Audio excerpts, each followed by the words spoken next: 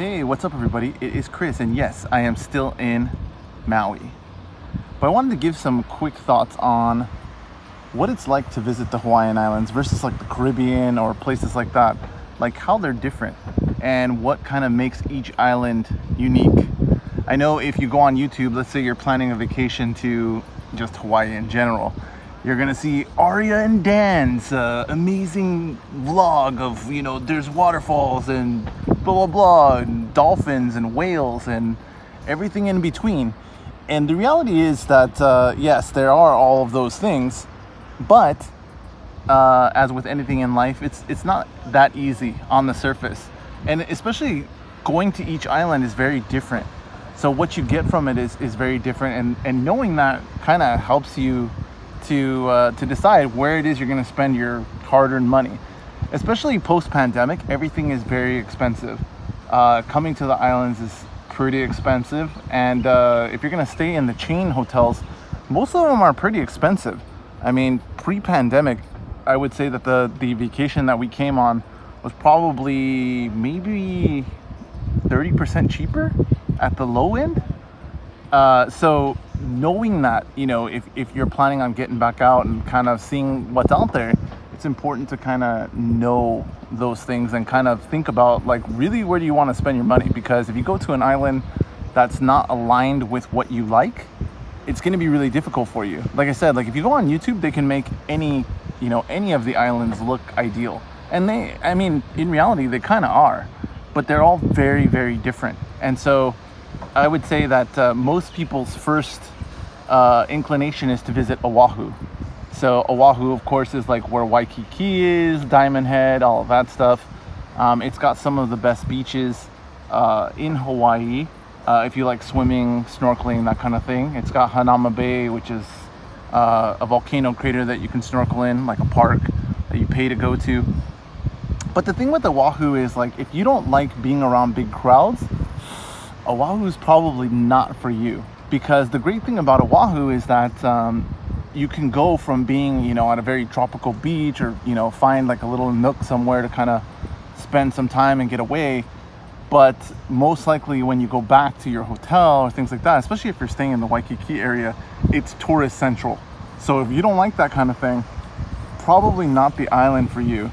Although, like I said, like if you like the balance between, I like to go out during the day and kind of find my own nook, but then on the same token, be able to come back to civilization and shop and, do tourist stuff at the end of the day, or go to a nice dinner, then yeah, that's probably Oahu, because there's so much there. For me, the hard part is I like Oahu. I'd probably say it's, now that I keep visiting Maui, probably my second favorite island.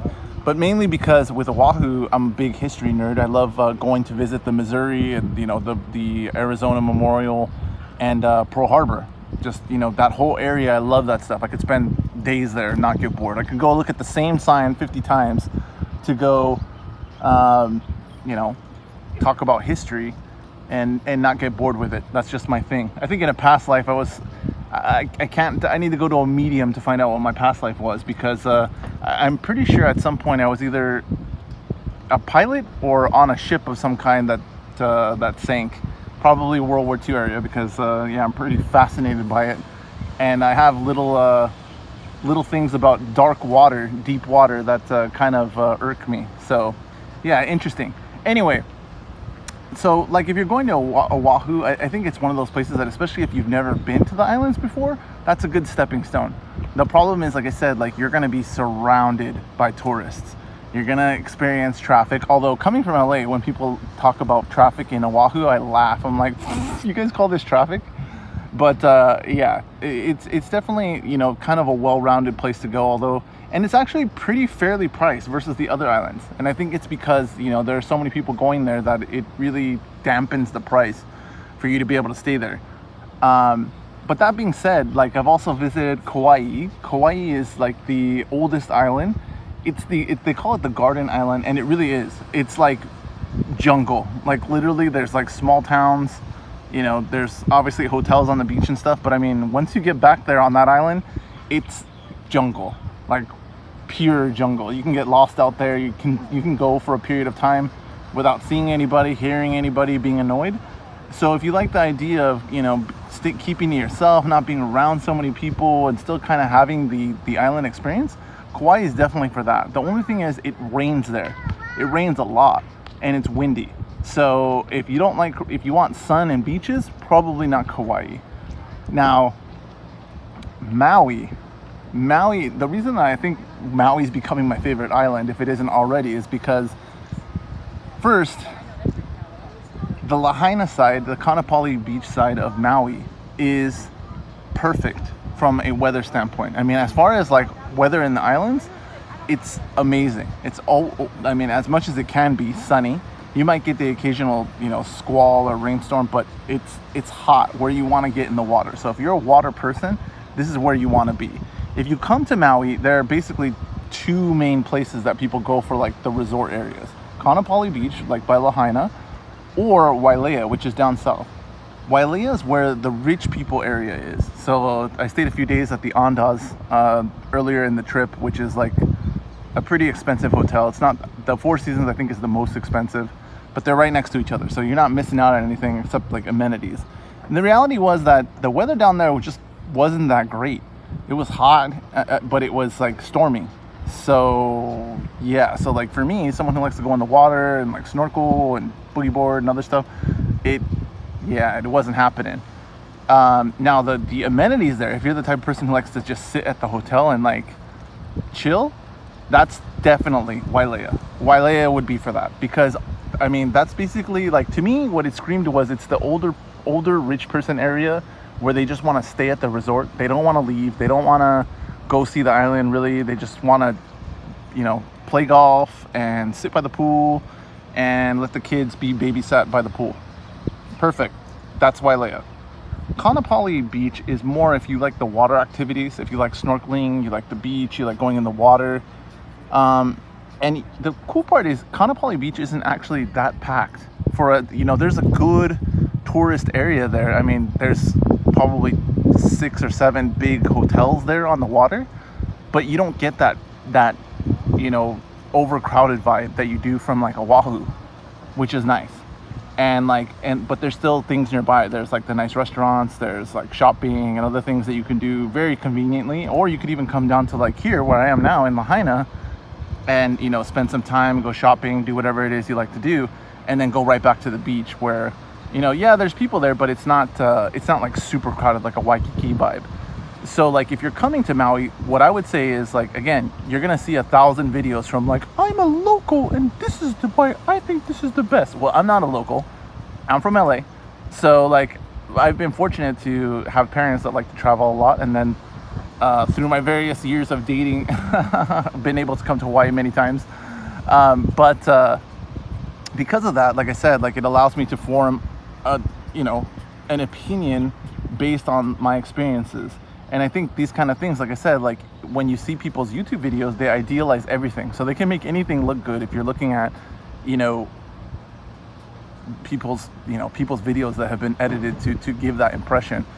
But here, the thing is, like I said, with Maui is it's the perfect blend of you being able to still get out, still get to see all, I mean, like I said, like I went to a volcano, to Haleakala volcano, saw the sunset. I've been there a few times. Hiked in the volcano, in the crater. Went whale watching, saw whales breaching here off the coast of Lahaina, which was amazing. I mean, the whales literally breached for like 5 minutes straight at the end of our tour, which was just like, wow, right in front of us. It wasn't like it was in the distance, it was literally like right there. So that was amazing. Went to Hana, which is the big draw here on Maui. It's like the cool things, the cool thing to do. The drive, it's long, but it's really not that big a deal. You see people say it's like, oh my God, it's such an intense drive. Yeah, it's not really. I mean, there's a lot of like one-way, bridges and things, but it's not that big a deal. So don't be discouraged from doing it. It's just, it really does take a long time because you're going like 20 miles an hour for the whole way. And it's like 30 miles or 40 miles.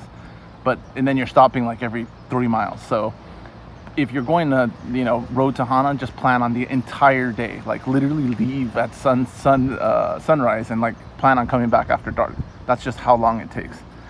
But like the cool thing with Maui is like you get that full experience that you just don't get on the other islands. You get a little bit of everything. The problem is it is more expensive, and I would say it's probably the most expensive island right now to come to.